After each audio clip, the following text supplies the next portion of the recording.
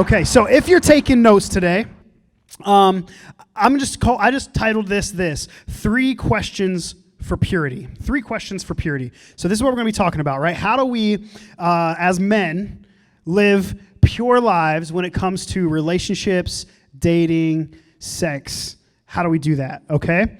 So, number 1 is this. What are my eyes watching? That's the first question. What are my eyes watching? Matthew 6:22 and 23 says this. It says, the eye is the lamp of the body. If your eye is good, your whole body will be full of light. But if your eye is bad, your whole body will be full of darkness. So if the light within you is darkness, how deep is that darkness? So here's the deal, guys. Especially for guys, right? We're all guys in this room, so I can talk to you guys just as men, just as guys. And here's the deal. If you didn't know this, just by looking at me, hearing my voice, seeing the build of my body, right? I'm a guy, okay? So I'm talking to you with a little bit of experience. I'm a little older than you. I've been around a little bit longer than you. I've experienced all the same stuff that you guys experience, and I've kind of got through it on the other side, right? So I'm actually old. I'm an old man now. I've got kind of a dad bod. I'm married, right? So all the stuff I'm going to talk to you about today, I understand from firsthand experience. I've experienced it. And here's the thing that you got to know. Guys, we're really, really visual, okay? The things that we see affect us a lot more than girls, right? So, for instance, when guys talk about like a girl that they're into, guys are going to say things like, bro, she looks so good. She is so fine. She is so hot. Whatever word you want to use for it, right? We're going to talk about their hair. We're going to talk about their eyes. We're going to talk about maybe other aspects of their body, right? Those are things that draw us in. We're very visual. When women talk about relationships, when girls talk about relationships, they talk about, oh, he's so nice.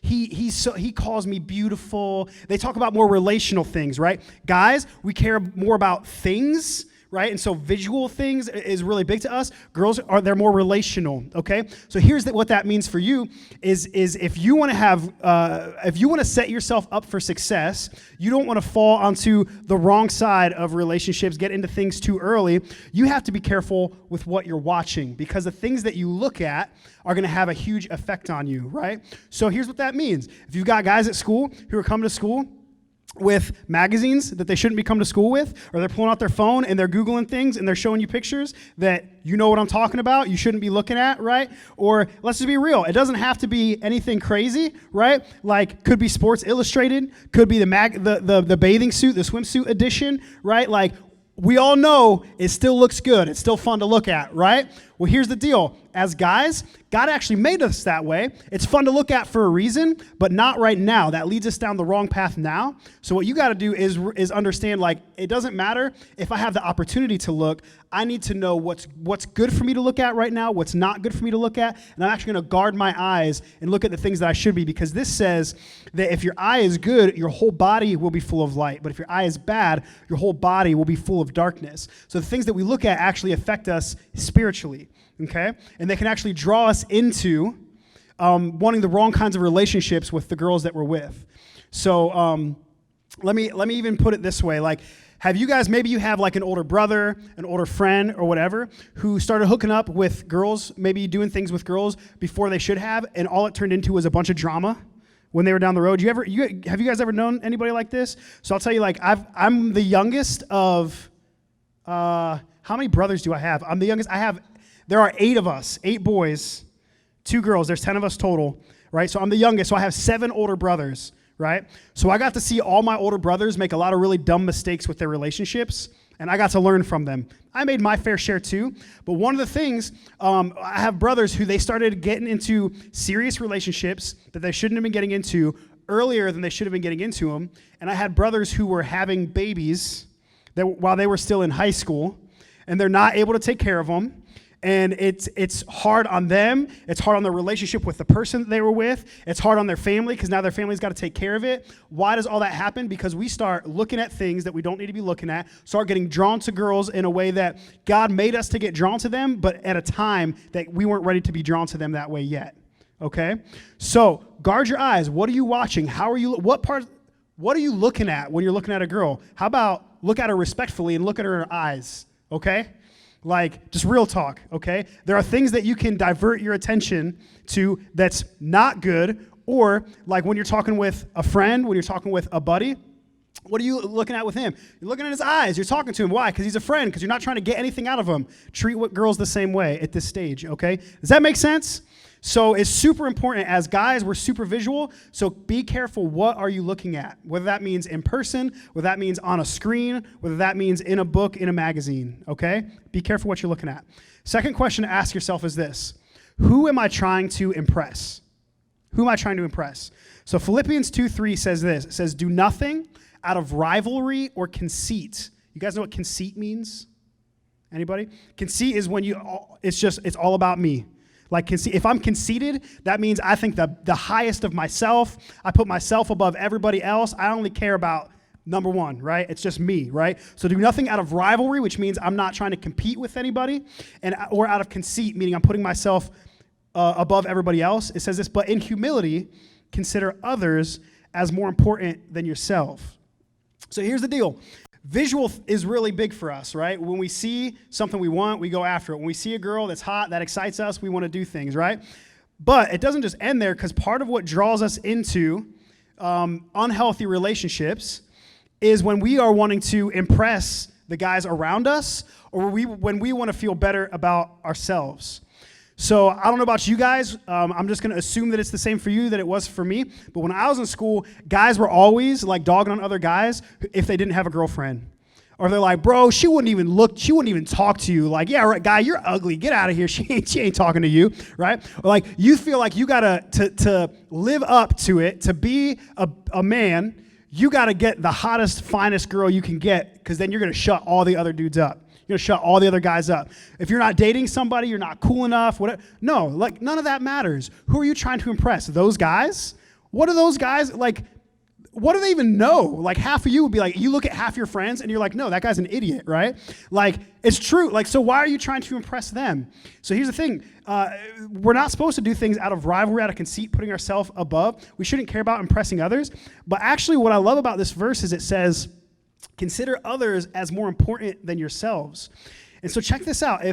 When we're looking at girls, if we're looking at them as a status symbol, as like, oh, because she looks like that, if I can get with her, that's going to make me look like this. What we're doing is we're using them to elevate ourselves. So we don't care about them. We only care about ourselves. We're not loving them. We're loving ourselves. We're trying to make ourselves up here, and we don't care what that means for them or what that means for anybody else around us. So as a Christian, as somebody who loves God, as somebody who follows the Bible, God says that we should actually care about them more than we care about ourselves.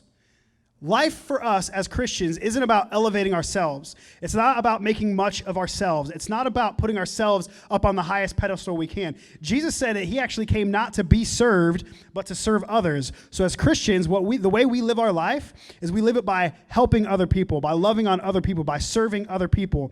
And what that means is if the only reason that we're interested in a girl is because she looks good and she's going to make us look good, or because that's going to make us cooler by being with her, or whatever, it's going to make our friends stop dogging on us, stop whatever. Like, we're using them to get something out of them. We don't care about them at all, and that's not the way we're supposed to approach it. Who in here has sisters? A bunch of us? So think about this. Like, how do you interact with your sister?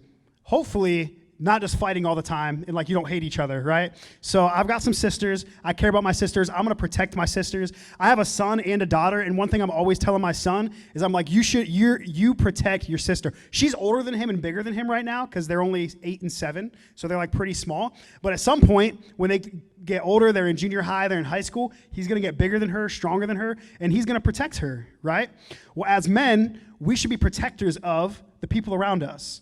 Like, that's one of the jobs that God gave us. That's one of the reasons that we're built the way we're built. That's one of the reasons that we like to compete. That's one of the reasons that guys tend to want to fight and wrestle with each other and that kind of stuff. God actually made us to be protectors. He made us to care for the people around us, right? Well, as a guy, you should have that same attitude even towards people that aren't just in your family, even towards girls that are at school, even towards girls that you think are fine, right? You should care more about protecting them, more about being there for them, than you care about what they're going to do for you or what they're going to do for your status. Does that make sense? And so here's another big thing is I feel like when I was in school, again, I don't know, maybe it's a little bit different for you guys now, but when I was in school, if you like weren't dating somebody, then guys were like ragging on you and like questioning you like, oh, what, you don't like girls? Like, oh, what, you gay or something? And you're like, dude, calm down. Like, are you serious right now? Here's the deal. Like, none of that stuff needs to matter. Because sometimes we can act like, oh, I don't care. Like, I don't care what they say. Like, it doesn't matter. But then you're going home and you're like, dude, why are they always like ragging on me? Why are they always messing with me? Why can't they just shut up? Here's the thing. Like, if you're not trying to impress them, it doesn't matter what they say. It doesn't matter how they question you. It doesn't matter what they call you. It doesn't matter. Why? Because you're not trying to impress them. The only person that you're trying to impress is God. And the only thing that you're trying to do is put others over yourself, love others, be a protector of others, care about others for their own sake, not because of what they can do for you. Make sense? Make sense? Yes or no? Yeah? Yeah? Okay. So third question is this. Where do I find my worth? Where do I find my worth, right? So number one was, what are my eyes watching, right? So visual thing, it's important to us. Keep your eyes on good things. Number two was, who am I trying to impress? And then number three is, where do I find my worth? Genesis 1:27 says this, says, so God created human beings in his own image. I don't know if you knew this. We're human beings, all right? Just throw that out there. All right? So God created us in his own image. It says this, in the image of God, he created them, male and female, he created them. So check this out. God actually made us in his image. So here's what that means. Regardless of what anybody says about us, regardless of what anybody thinks about us, regardless of where we fall on the cool scale, regardless of who we date or we don't date, we have an innate value in us because God created us, he loves us, and he actually created us in his own image. So there's this really cool thing that I love, and if you keep going in Genesis, or if you read through Genesis when it talks about God creating, it actually says that he created us, and then he told humanity, he told man, he said, now rule and subdue the earth. That's like crazy. What does that even mean? Rule the earth. Rule the earth. Rule the earth? That sounds like a thing that like bad guys in like cartoons or comics want to do. I'm going to take over the world, right? Like, but here's the deal. Like, the Bible actually says that we were made to rule the earth. We were made to come into the world and to make it into something better, right? So look at Adam and Eve. They came into a garden, and their first job was to rule over the garden, to make food happen, to make things happen, to build the garden up into something. So what happens when we come into the world, God actually made us to make this world something better, something bigger, something more beautiful, right? So if we're finding our value in something outside of that, something outside of who God made us to be, what God made us to be, then we're actually downgrading, right? God made us to be great. God put gifts in us. God put strengths and talents and abilities in us. As men, God gave us there's certain things, like take any random guy out of the crowd, and there are things that like 9 out of 10 guys that you would choose randomly are going to have some traits that are different than like 9 out of 10 girls that you take out of the crowd. God put things in us as men for a specific reason, for a specific purpose, and he actually, if we try to do things outside of the way that he called us to do it and he designed us to do it, we're actually downgrading. We're saying, God, I don't understand the greatness that you had for me, so I'm actually going to go over here and try to do it my own way, right? And so if you can get this in your head that God actually made you in his image, that your worth is found in that, your worth is found in him, then when you've got other people who are saying other things about you, or people who are trying to pressure you to do things that you know you're not supposed to do, or look at things you're not supposed to look at, and they're trying to challenge you with that, like that's going to make you less of a man by not doing that, you've got in your mind like, it's going to make me less of a man because of that? No, because that's not where I found my worth. That's not where I find my manhood. I find it in God because this is how he made me. This is who he made me to be, and he made me in his image. So get out of here with that, and I'm going to do what I know to do. I'm going to be who I know God made me to be. Okay? And so before we get to questions, I want to just kind of share one kind of final thought with you that you can kind of like, these points might seem like a little sporadic, but I think they're all good, but this can kind of string through all of these, and it's this. Like, God actually created us to be attracted to girls, right? God actually created, like, the way that babies happen is by guys and girls being attracted to each other, okay? Like, it's the way that the world continues to grow, the way that the world continues to be populated, right? It's a thing. God made us that way, and he did it on purpose. And we're supposed to enjoy it, okay? But when we take that out of the context of how God created us to do it, when God created us to do it, that's when things start to get dicey for us. So I've got kind of an example for you, and hopefully this makes a little bit more sense to you guys. So do you guys know what this is? What? It's meat. Yeah, this is beef. This is ground beef. This is some burger. It's some raw hamburger. So if I just came in and I just started like throwing this on some plates and just sticking it in front of you, how many of you would be like super excited to eat this? Just like straight out of the thing. All right, so we've got 2 liars in here. Yeah, let's test them. Yeah, you want me to come up here? You want to eat it? Yeah, no, sit down. So you guys know, like you could eat this. Like you could. You could take this out. I could take a big old handful of this just like that and just start eating it. Meat, love it, red meat. Right? Like you could do that. Or I could take this out. I could like sculpt it into some patties. I could throw some garlic on there, some salt, some pepper, like prepare it a little bit. You know, maybe some seasoning salt. Maybe some like crushed red chili peppers. You want a little bit spicy, you know, right? I could throw it on a grill. I could grill it up. Not well done because no man eats meat well done. A nice medium to medium rare, just right. So grill it up, take it off, put it on a bun, put some pickles, some onions, some lettuce, some tomato on there. Maybe you guys like it plain. That's fine.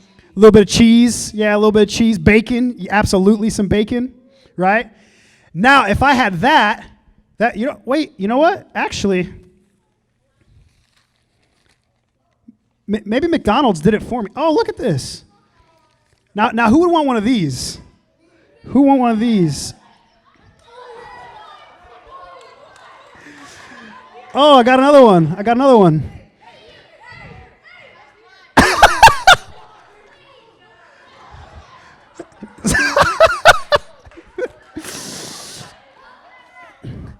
So here's what I'm saying.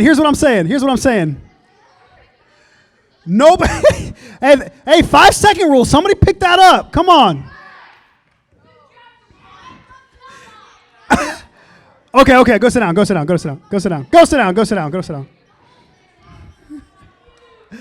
Okay, here's my point. All right, guys. All right, come on. Sit. We're almost done. Eyes, hey, shh. Okay, quiet, good. All right. Here's the point, though, right? When I held this up, nobody was standing on their chair waiting for me to throw this out so they could eat it, okay? But when I held up the burgers, you guys were standing up, jumping, shouting. Somebody got a hamburger spiked into their head over here, okay? So what? You guys were a lot more excited when I held up the part that had been prepared, times had been invested into it, right? So here's the deal. Relationships, listen, guys, we're almost done. Just stay with me here just a couple more minutes. Relationships are the same way. We can enter into relationships early. We can act on attraction, sexual attraction early when we're younger, and we can do it just like we can eat raw meat. It's going to be okay. Like, it might not kill us. Probably not going to be the best. Might actually, some bad things might happen a little further down the road if you keep on going there. But if you can chill, if you can hold back, and if you can prepare the same way that you would take the meat and you would press it into patties and you would season it and then you would cook it and then you would put it on a bun and then you put your toppings on it. That's all time. That's all preparation, right? That's you investing time and energy into it.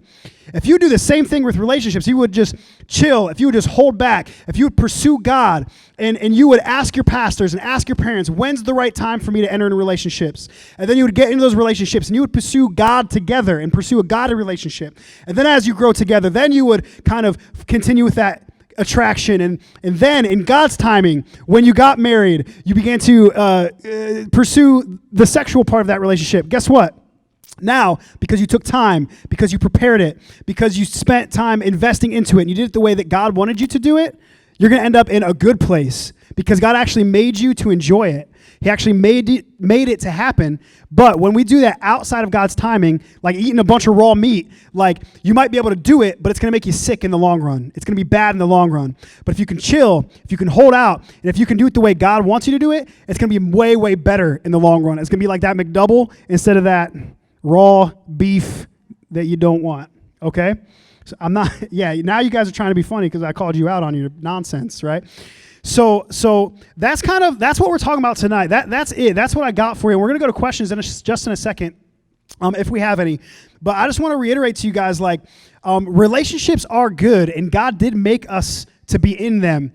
But guarding what you're looking at, making sure that your priority is impressing God, not impressing the guys, not impressing the girls, and knowing that your worth comes from who God says you are and who God made you to be, not from anybody else around you. That's going to help you to keep your eyes on the right things, to keep your life going the right way, and to treat your relationships the right way, instead of getting pulled way out of the way God wants you to have it and end up in a bad place, relationships that are jacked up, broken, and putting you in a place that you don't want to be in because God didn't design it to happen that way. Does that make sense? Okay. Do we have any questions? Are there any questions on the cell phone? Yeah, go. What's the first question? Yeah, go ahead.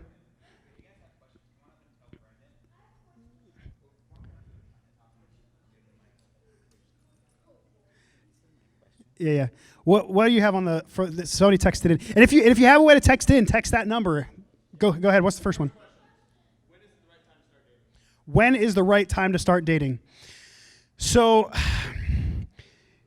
there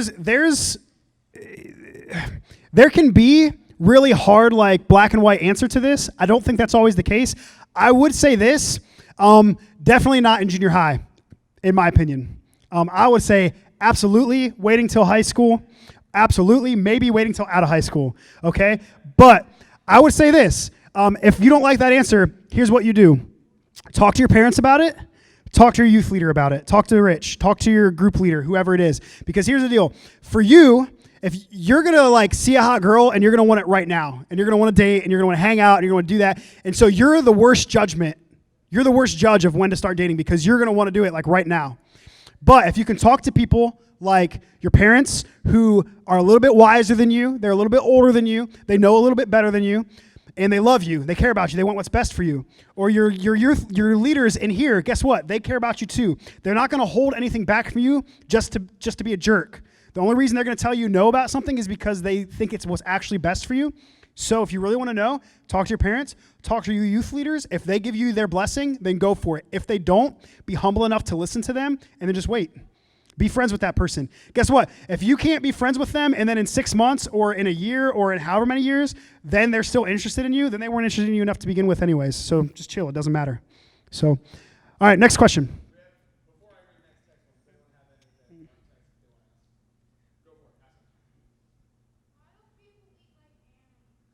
Okay, that has nothing to do with anything that we're talking about right now.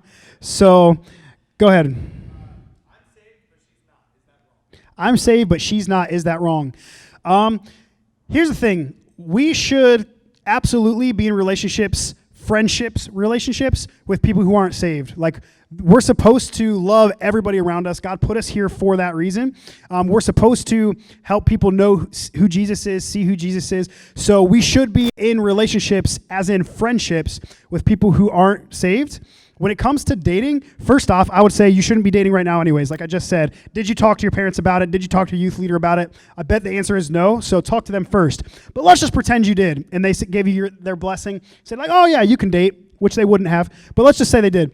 I would say if that person isn't a believer, but you are, then you have two fundamentally different views about the way the world works, right? You believe that God put us here, God has a plan and a purpose for us, God wants us to live a certain way. If you're a Christian, there's a certain way that you spend your money. There's a certain way that you spend your time, right? Like, and if they don't believe the same that you do, there's going to be a lot of tension that happens there, right? So like if my wife wasn't a believer, but I was, and I want to go to church every week, and she's like, well, no, this is sleeping day. Like, what are you doing? Or I want to go to the lock-in for 24 hours. And she's like, go to a lock-in all night instead of hanging out with me? Like, that's stupid. Why are you doing that? Or I want to give money into an offering, or I want to give money to somebody who wants to go on a mission trip. Or God just says to my heart, hey, give that person money. And it might be like, I don't have a whole lot to give, but I know God told me to do it. Well, that's not going to look very wise to them. They're going to be like, what are you doing? You don't have it. So there's all kinds of things in the life of a believer that if you're listening to God, he's going to want you doing certain things. And if they're not listening to God, they're not going to understand any of that. So in my opinion, why would you set yourself up for that kind of drama and heartache? Like, it's just a bunch of tension. It's just a bunch of fighting. No, be friends with that person. Show them the love of Jesus, but I wouldn't date them. Yeah, next one. What are good qualities you should be looking for in a girl? First thing, like, they need to love Jesus. Second thing, they need to care that you love Jesus. Beyond that, like, read the Bible, read what it says about godly women, and then copy paste. Like, that's what you should be looking for. Like, real simple. But those would be number one and number two priority. Do they love God? Do they care whether or not you love God? And I would say, like, one thing I always tell people when it comes to relationships, how does that person treat the people around them? Right? So I tell girls this too about guys all the time, because some guys are knuckleheads, like you guys. Most of you are knuckleheads, just kidding. But I always tell them, like, how does that person treat their mom? How does that person treat their dad? How does that person treat their brothers and sisters? Because if they're always a jerk to everybody around them, I don't know why you would think it's going to be any different for you. Like, they're going to be a jerk to you too. So do they love God? Do they care whether or not you love God? And how do they treat or care about the people around them? If they don't, like, steer clear. You don't want that in your life. Next one. For starters, stop going too far. The thing about when you go too far is this, like, it happens, and God loves us regardless, and God is in the business of redemption, right? So God takes our past, and he does away with it, and he makes us new. Like, the Bible talks about how when we come into a relationship with God, he makes us a brand new creature, right? So the past doesn't have to stick with you forever, but you can't keep reliving it. You can't keep doing it. So if you've gone too far before, what you need to do is you need to separate yourself from that relationship, because if it went too far once, it's not going to stop, or it's going to take a lot for it to stop. So you need to separate yourself from that. You need to talk with a leader, and you need to just make it, you need to talk to God about it. Repent means I'm just going to turn from one way and I'm going to turn the other way. So the things that led to, in that direction. Turn the other way. Don't do those things anymore, which a lot of that is going to look like what we talked about. What are your eyes looking at? Who are you trying to impress? And where do you find your worth? If you went too far, your eyes were looking at something they should have been looking at. You're trying to impress that girl, or you're putting yourself above, and you found your worth in that relationship. So turn the other way. Keep your eyes on things you're supposed to, right? Find your worth in God, and try to impress him by doing what he's called you to do. Get away from that. Get away from the relationship, all right? And don't put yourself alone with a girl. Like, be with friends. Be with guys. Hang out with dudes. Okay, next one. Last one. Should we be the same age? Should we be the same age? Well, I would say right now you shouldn't be dating anyways. Like, I'm going to keep saying that over and over and over again. But, I mean, ultimately, does that matter very much? Like, no. My wife's 4 years older than me. But I mean, if you think about that, so again, this is another great reason to wait, right? So if me and my wife were dating when I was your age, like, I would have been in like 8th grade when she was a junior in high school, right? Like, that's not going to happen, right? It's just not, right? I would have been a freshman, she would have been graduating. It's not going to happen. So like, when you're that matters a whole lot more when you're your age than it does when you're in college or out of college. So just wait till after high school. Like, it's going to be better anyways. Plus, let's just be honest, like, hanging out with guys is going to be more fun anyways. like we have fun together instead of trying to impress them or take them on a date or like whatever, and then get yourself into trouble because you're doing things and looking at things you shouldn't be looking at or doing. Like, just hang out with guys and have a good time, have fun, play video games.